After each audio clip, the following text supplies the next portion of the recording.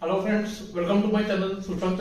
Today we are at the next topic, that is calculation training, and it is basically about how to prepare before the tournaments. And as I told you before, I am planning for some tournament for myself and how I am doing the positions. So I have taken two positions today which I tried to solve, and what are the things I saw and what one should like to improve before the tournament.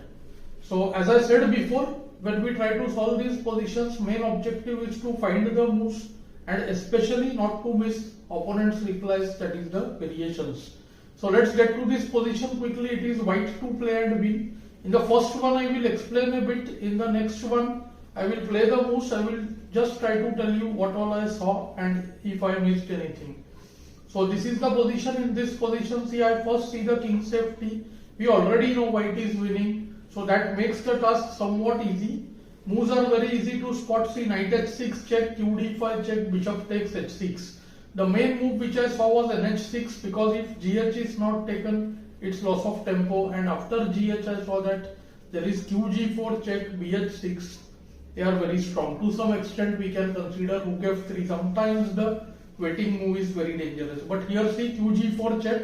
I instantly entered C after knight h6, gh, qg4 check, noting that kf7 then qg6 mates. This made me see the other lines.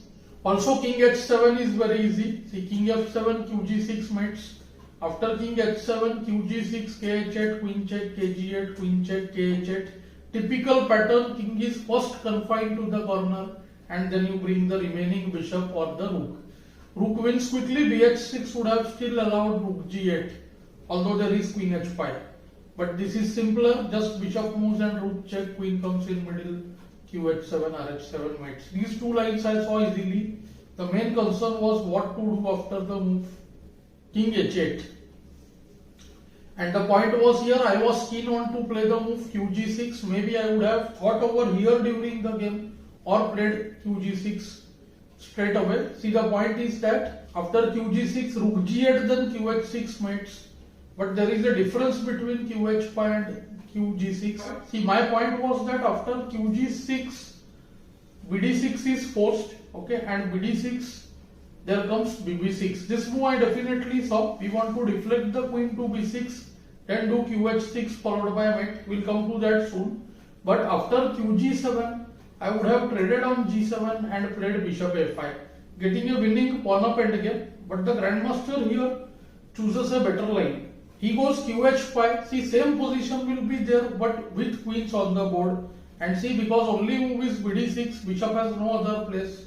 So after bb6, of course, see, qb6 as I said loses, qh6, kg8, queen check, kh8. First force the king to the corner and then play rf3. So what happens now? Whatever is done, let's say rook a7, rh3, rh7, rh7 or qh7 mates. So the difference in the lines are here. Black goes qg7 and after bishop a5, white is totally winning. The reason being what? Queens are still on the board. Black's king is way more unsafe than white's. If rook g8, just we can play rook e2, protect g2, and the other rook can still be shifted. So that is the point. But I prefer to trade the queens. So see, this is why we are doing these positions, to see how we calculate, compare and choose the lines. Let's go to the second position now.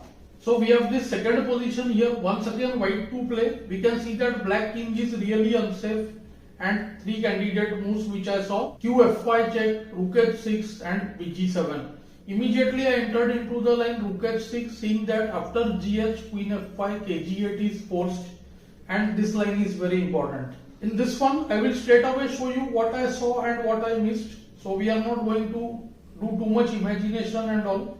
Just see the variations and what all you saw, you can compare with your analysis. See, rook h6 check. We want to make it forced. If the king moves, then we can just move the queen to g5. Biggest problem that white has is his queen is attacked. So of course d takes h6, queen f5 check, as I said, kg8 was forced. This was the main reason. But see, whole rook is given up. So this requires precise calculation, and I feel this is bit difficult as compared to the previous one. Although moves are forced, but there are plenty of variations.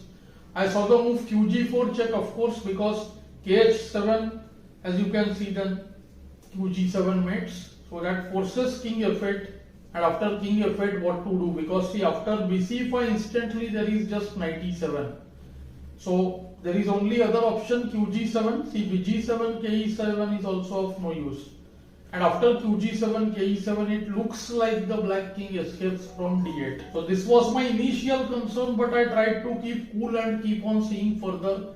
I noticed that queen e5, king f8, bc5, see, which is creating illusion that the king is safe on g8, but there the queen is lost. See, king f8, and see, bc5 check strong move. If king moves, then see, queen is lost, and also the rook.